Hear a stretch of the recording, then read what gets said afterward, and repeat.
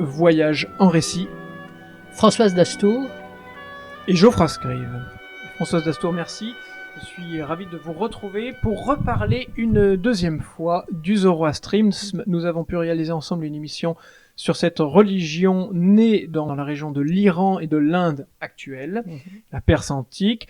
Et si nous allons en reparler, c'est pour partir d'un ouvrage qui vient de paraître chez l'Harmattan de Ninou Garabaghi, intitulé « La quête d'alter ego, pérégrination d'une âme franco-iranienne ».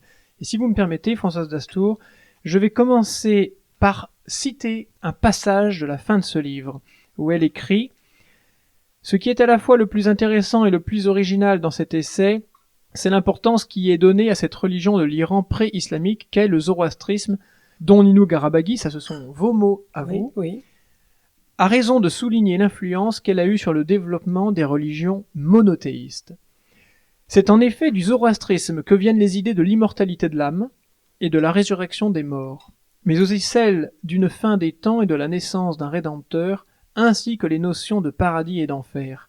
Ce que promeut en effet cette première religion du Dieu unique, c'est une éthique de la non-violence, base du principe de l'action juste, car, écologiste avant l'heure, Zarathustra avait affirmé qu'il s'agit pour les êtres humains de respecter et aimer tous les éléments de la terre, car, en ardent défenseur du principe du libre arbitre promu par l'Avesta, le livre sacré des Zoroastriens, il ne s'agit pas pour lui d'avoir recours au prosélytisme, au contraire de ce qui sera le cas dans le christianisme et l'islam.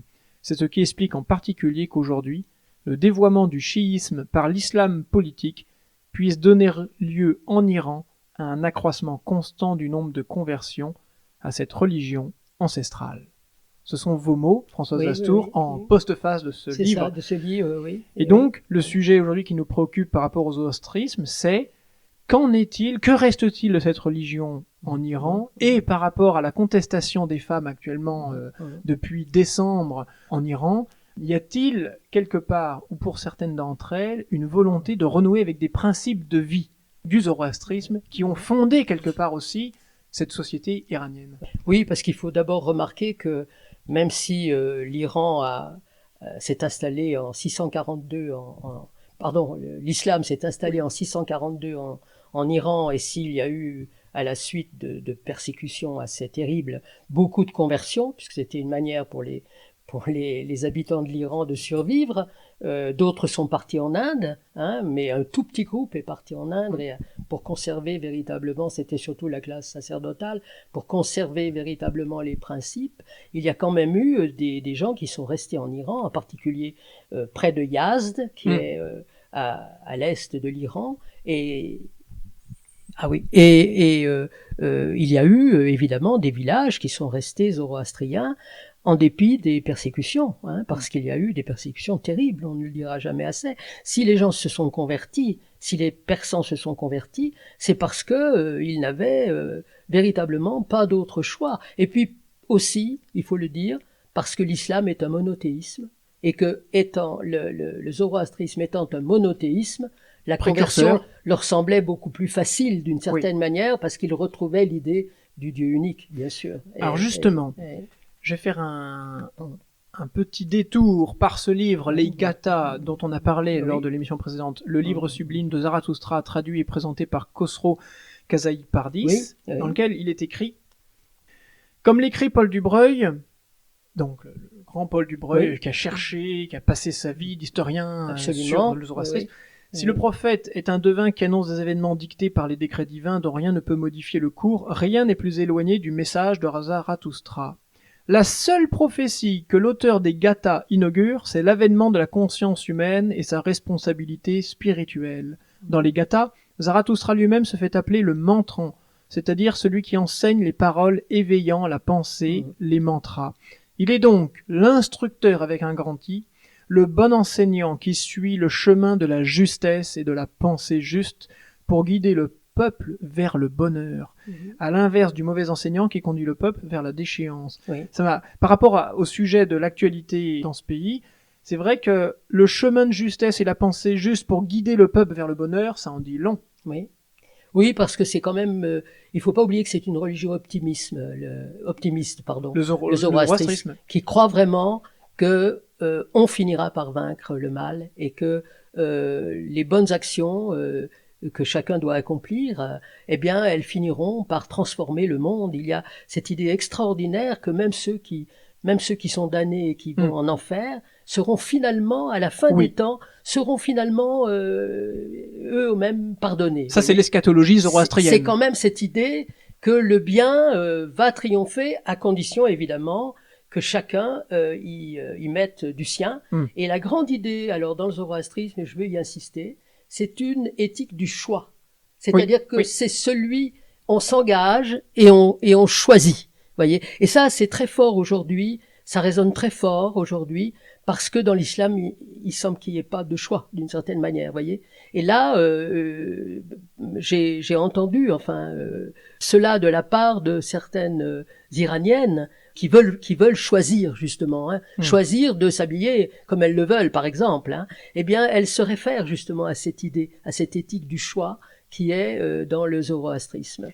Et c'est quelque chose qui me semble important et qui explique que d'une certaine manière, on n'a pas évidemment un renouveau du zoroastrisme. Il faut dire que vous savez combien il y a de zoroastriens dans le monde. Il y en a 150 000 à peu près. C'est absolument rien. Il en reste en Inde, et il en reste en Iran, à peu près autant. Maintenant en Inde, il y en a beaucoup moins puisque beaucoup de gens sont partis, ont émigré dans les pays européens et surtout aux États-Unis. Et même, ça a été le cas aussi des Iraniens zoroastriens qui ont émigré aussi. Donc il en reste très peu. Mais ce qui reste tout de même en Iran, c'est la mémoire. Vous voyez, par exemple, les fêtes. Nowruz, qui est une fête qui est fêtée non seulement en Iran, mais tout autour. C'est une fête, c'est le calendrier solaire, c'est les débuts de l'année, à la fin mars. C'est une fête qui est célébrée encore selon la coutume zoroastrienne, vous voyez. Il est resté cela, quand même, vous voyez. Une marque zoroastrienne assez grande dans les habitudes, dans les traditions, même si la religion, eh bien, évidemment, c'est l'islam pour l'immense majorité des Iraniens aujourd'hui. Est-ce que le zoroastrisme a pu quelque part imprégner quelques-unes de ses idées ou de ses principes de vie, de ses habitudes dans le chiisme?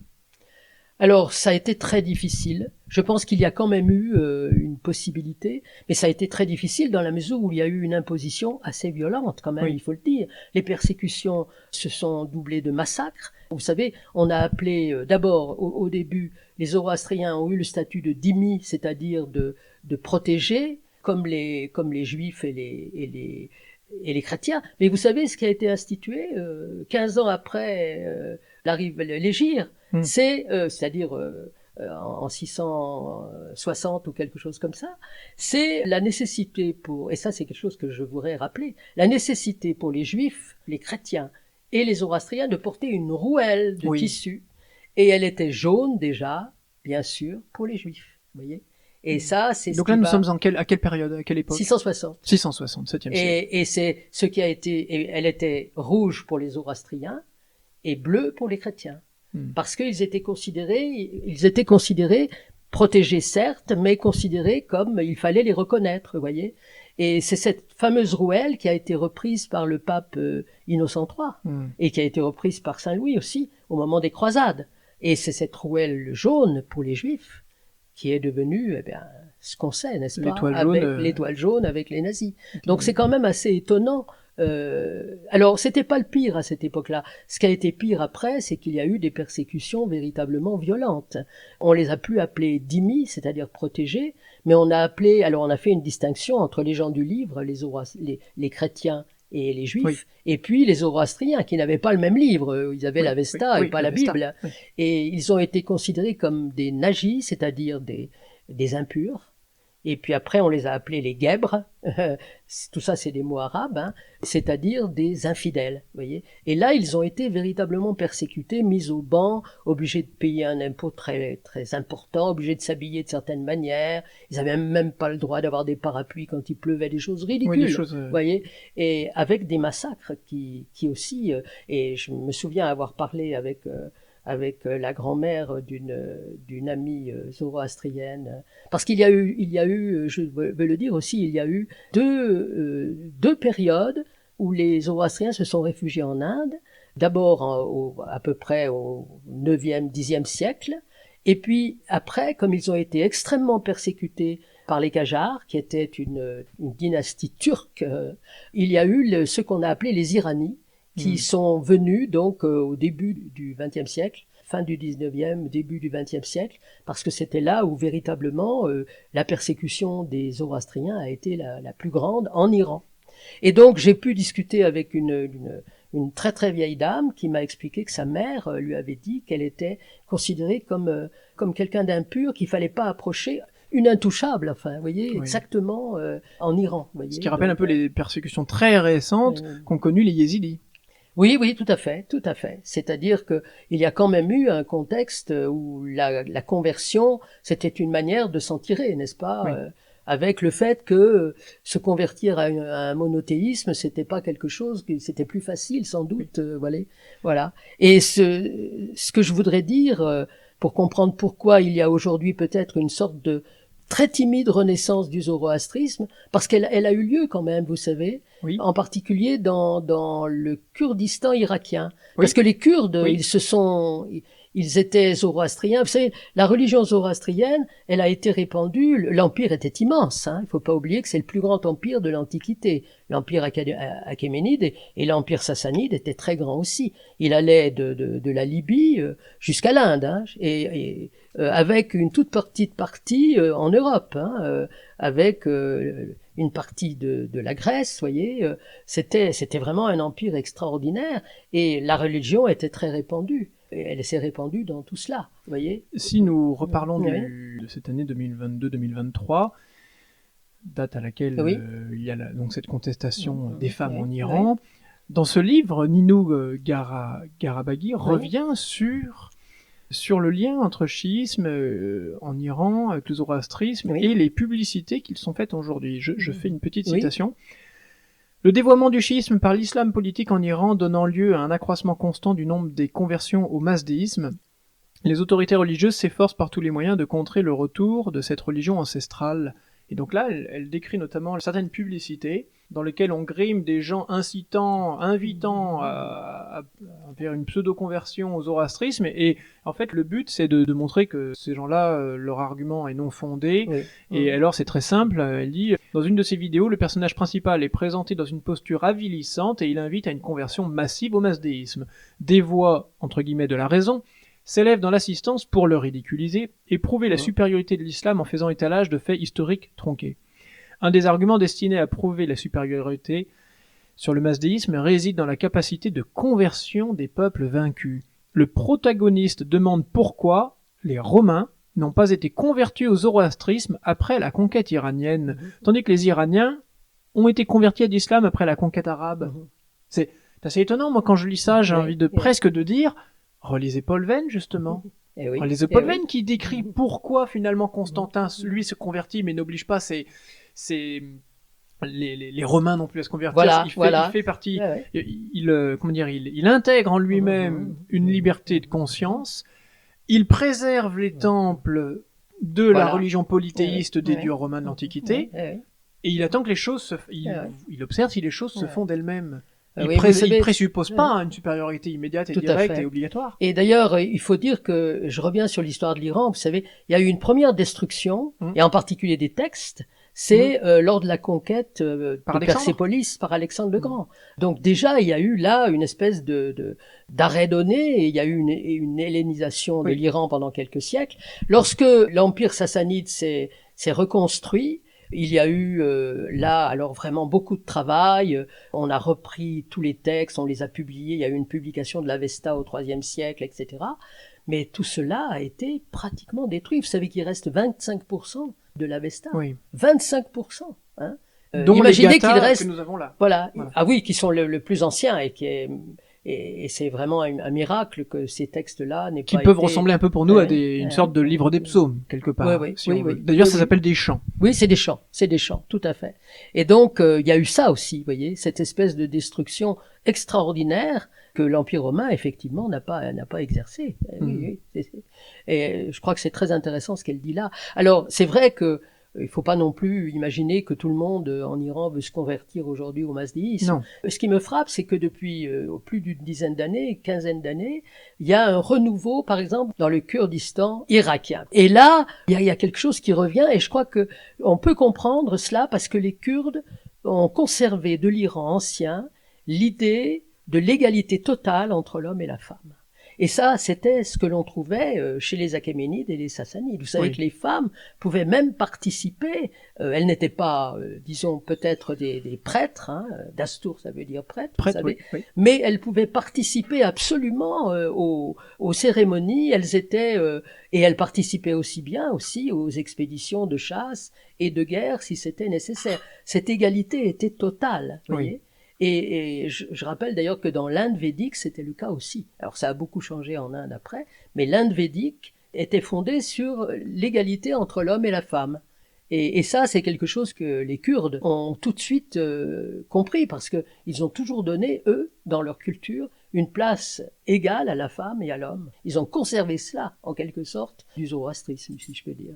Alors, Nino Garabaghi revient également, par rapport aux conversions, sur la notion de djihad. Alors, je vais faire un bond en arrière de quelques années. Oui. Et l'extrait que nous allons entendre est celui de Jacques Ellul, au micro de Jacques Chancel. Mais Jacques Ellul, comment entendez-vous les bruits aujourd'hui qui sont apportés par l'islam? Parce qu'on parle des protestants, on parle des catholiques, on parle des juifs, mais là c'est un bruit.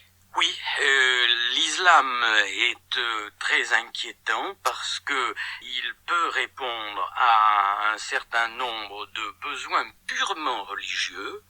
Si l'islam, je dirais, redevient l'islam de ses prophètes et de ses mystiques, alors j'ai l'impression que le dialogue peut être extrêmement fructueux entre l'Occident et l'islam. Si l'islam devient une religion politique, c'est-à-dire si dans cet équilibre extrêmement fragile qu'il y a à l'intérieur de l'islam entre le djihad, n'est-ce pas, le quoi, le djihad, c'est-à-dire la guerre sainte dans l'islam est un fait complexe. Nous ne voulons en voir qu'un aspect, c'est-à-dire la guerre contre l'infidèle. Or, le djihad, la guerre sainte, c'est la guerre contre soi, d'abord. N'est-ce pas? Le musulman sérieux mène la guerre contre ses propres passions, contre ses propres tendances, etc.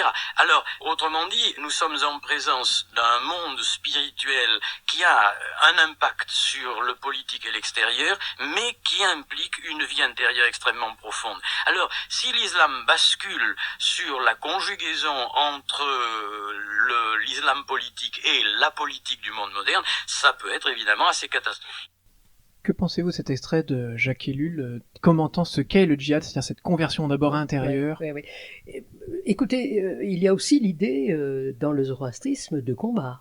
Parce que le zoroastrien, c'est quelqu'un qui combat pour que le bien triomphe. Donc, il ne faut pas oublier ça quand même, voyez. Mais justement, est-ce que ça n'a pas été un des fruits du zoroastrisme par rapport au... Est-ce qu'on ne peut pas percevoir cette idée de combat intérieur comme...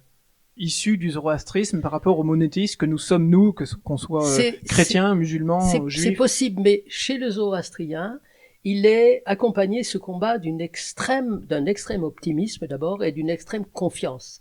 Faut pas oublier que dans les Gathas, Zarathustra appelle Dieu mon ami, c'est-à-dire il y a quelque chose là qui est très très étonnant parce que c'est une vénération certes, mais c'est une très grande relation de confiance. Oui. Et ça, je crois que c'est caractéristique du zoroastrisme, de la manière dont on prie, on ne se prosterne pas dans le zoroastrisme, on ne fait que des prières de louange et jamais de demande.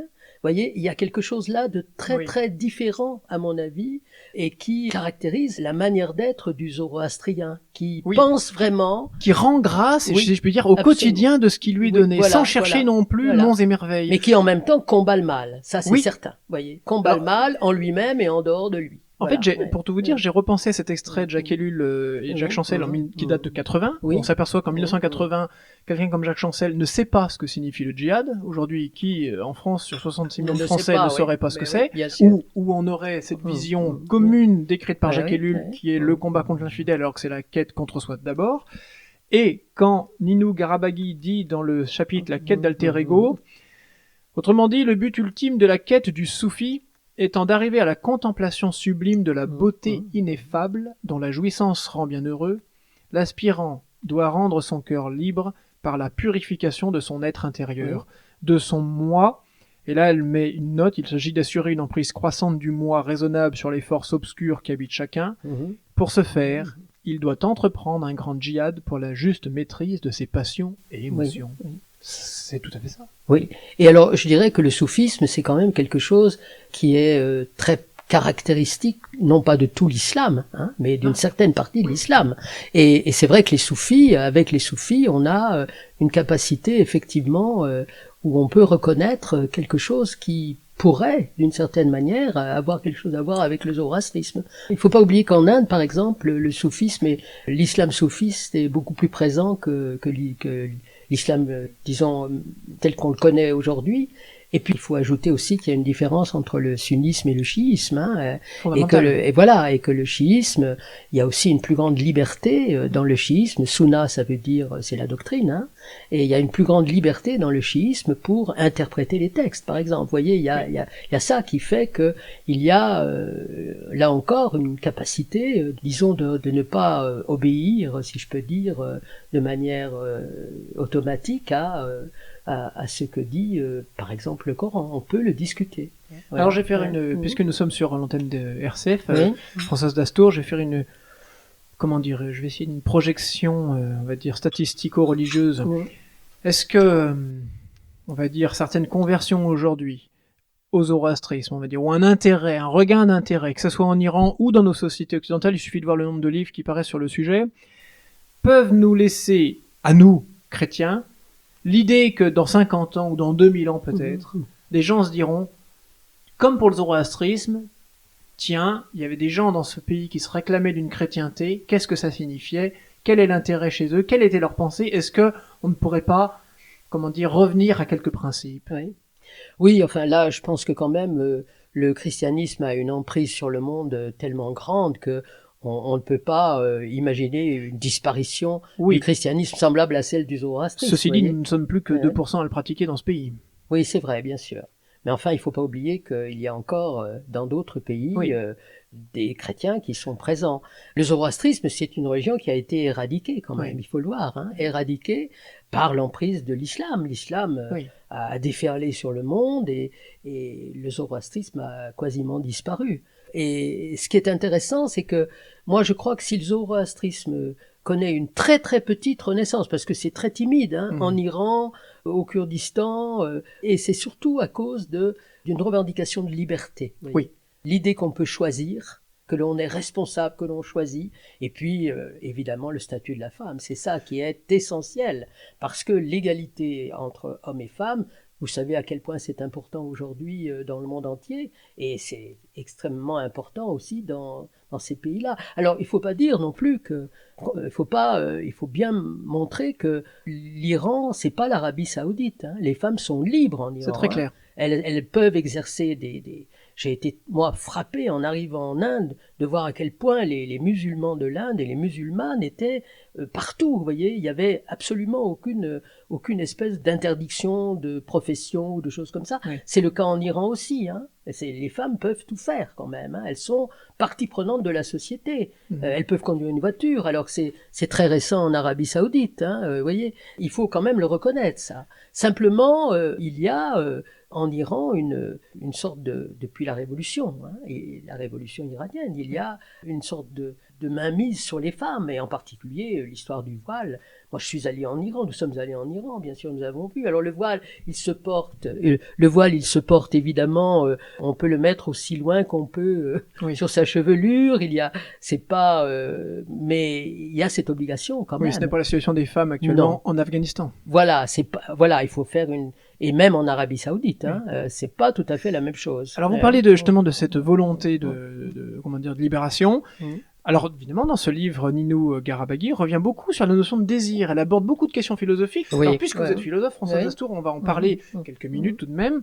Donc, j'ai compris en substance, puisqu'il faut aller très vite, malheureusement, que le désir peut être quand même perçu comme l'ennemi du sage, l'ennemi de la sagesse, et que le zoroastrisme pousse justement à chercher cet esprit de sagesse et de justesse. Et à la fin du livre, Elle revient sur le fait de penser par soi-même. Ça paraît à Odé, que j'ai pu apprendre moi au lycée dans ma classe de terminale en philosophie. Et elle écrit « Les grands philosophes ont de tout temps invité à penser par soi-même. Il faut nous libérer de notre ego et réapprendre à penser à partir de notre soi, libéré de notre moi mondain. » La formule « penser par soi-même » nous invite à prendre conscience que notre pensée est déterminée par nos acquis culturels. Évidemment, on baigne tous dans une culture, une famille, des amis, un cadre. La culture s'identifie dans ce patrimoine de perception, d'interprétation, de normes, de codes, de valeurs et de traditions qui forment et structurent notre sensibilité, nos goûts, notre sens du beau, du vrai et du juste. Comme on l'a vu plus haut, notre spontanéité n'a rien de naturel. Elle est façonnée par nos acquis, codes et critères culturels. Et dans le meilleur des cas, par notre moi qui a appris à penser par lui-même, en s'affranchissant des déterminismes des acquis, estimés impropres à la pensée juste. Mais quelque part, il faut soulever quand même un poids très très lourd finalement c'est quelque part lutter contre ce qui nous a été donné, contraint ou forcé ou libre, pour essayer de voir à chaque fois quel est le meilleur, quel est le juste en fait. Donc il y a la limite parfois est très ténue, c'est comme une crête de montagne entre d'un côté votre désir, ennemi de la sagesse, de l'autre côté vous tombez dans un excès de sagesse, vous êtes conforme, il faut avancer quand même. Mais je pense que quand même, voyez, si je reviens à ce qui caractérise la mentalité persane des Iraniens, c'est un culte de la poésie, par exemple, absolument extraordinaire, un culte de la musique et de la danse. Or, ce sont des choses qui sont aujourd'hui interdites en Iran. Vous savez, donc ça c'est quand même quelque chose de terrible pour les Iraniens qui vouent un culte à leurs poètes. La poésie est partout dans ce pays, vous voyez. Elle a pu fleurir. Il y a eu des périodes où l'islam était, disons, il y a eu des périodes, heureusement, où l'islam a été moins dur que, par exemple, pendant la fameuse période des Qajars, qui était la pire. Et là, alors, si vous lisez Omar Khayyam, ben vous verrez que le désir, c'est vraiment ce dont il parle tout le temps, n'est-ce pas? C'est véritablement ce qui, d'une certaine manière, est à la source même de sa poésie. Puis c'était pas seulement un poète, vous le savez, mais un grand astronome aussi, etc. Il y a eu un développement des arts et des sciences extraordinaire en Iran. Et donc, je crois que c'est ce qui caractérise aussi la mentalité iranienne, voyez ça. C'est cette capacité de ne pas, en quelque sorte, se brimer soi-même de telle manière que on devient l'ennemi de soi-même, voyez, c'est ça. Et par contre, le désir, bien sûr, il doit être allié à la sagesse. Et la sagesse, c'est toujours la même chose. Ahura Mazda, Mazda, ça veut dire sagesse, ça vient du grec, enfin, c'est la même racine que le grec mantano, qui veut dire être instruit, savoir, avoir la capacité, en quelque sorte, de raisonner, si je peux dire. Eh bien, c'est cela qui doit être développé aussi pour le zoroastrien. Mais ça ne veut pas dire se brimer soi-même, vous voyez. Voilà, c'est ça qui est très intéressant, je pense. Il y a une ouverture aux autres. Je pense notamment à la poésie. La poésie, parmi tous les textes, entre le roman par exemple et la poésie est destinée à être lue à voix haute et sans doute lue, exprimée, déclamée devant des autres. Et je fais le lien avec ce qu'elle écrit, peut-être pour finir. Elle fait un détour par le bouddhisme. Elle dit, selon le maître bouddhiste Thinanan, citation, « Le vrai bonheur ne réside pas dans la consommation hâtive de biens payés par la souffrance, la famine et la mort d'autrui, mais dans une vie illuminée par le sentiment d'une responsabilité à l'égard de son prochain. Comme on le constate, nous sommes en présence du refus d'une économie prédatrice fondée sur la consommation de l'homme par l'homme, selon les termes utilisés par les tenants de l'économie de la ressource humaine. Une telle économie ne peut assurer le bonheur des êtres humains. » Y a-t-il dans le zoroastrisme aussi un intérêt à aider, à s'ouvrir à son prochain, qui est déjà un trait éminemment christique aussi pour nous. Oui, mais c'est pas seulement le prochain humain, c'est ça qui est très caractéristique du zoroastrisme. C'est une religion qui naît à un moment où on a conscience qu'il faut prendre soin des animaux aussi. Et de toute forme de vie. De toute forme de vie. Et les zoroastriens arrêteront les sacrifices animaux, alors que par exemple les juifs les continueront jusqu'à ce qui est pour nous le Nouveau Testament. Absolument. Ils les arrêteront très très tôt. D'ailleurs, l'idée de sacrifice est tout à fait Ils n'arrêteront pas d'en manger, je pense, mais ils arrêteront les sacrifices destinés à une divinité. Tout à fait, voilà. tout à fait. On ne peut pas se passer de... c'est caractéristique, si vous voulez, de la mentalité zoroastrienne. Il ne faut pas souiller non plus, vous voyez, d'où évidemment, on n'en a pas parlé, les rites funéraires. Il ne faut pas souiller les éléments, il faut les garder purs, le feu, la terre, voilà. le feu, etc. Voilà. C'est-à-dire que ce ne sont pas des adorateurs de ces éléments, mais ils les préservent. Ah oui, ça, je crois qu'il faut quand même dire, pour finir, que ce ne sont pas des adorateurs du feu, parce que c'est ce que pensent les chiites, vous voyez, et ce que pensent les musulmans. Ah, ils adorent le feu, ce sont des païens. Non, et c'est une mentalité assez rationnelle, le zoroastrisme, vous voyez. Il y a quelque chose d'assez rationnel dans cette religion. Le feu est le seul élément terrestre qui, parce que la flamme s'élève par nature. Elle représente le divin. Elle est le symbole du divin, n'est-ce pas? Mais elle n'est pas du tout en elle-même divinisée. Hein. Le dieu Ahura Mazda n'est pas présent dans le feu, comme il est présent dans l'hostie quand même, pour le chrétien, vous voyez. Non, il n'est pas présent dans le feu. Le feu est la représentation, disons, de cette élévation à laquelle nous sommes tous appelés. Et donc ça, c'est quand même, il ne faut pas dire que ce sont des adorateurs du feu.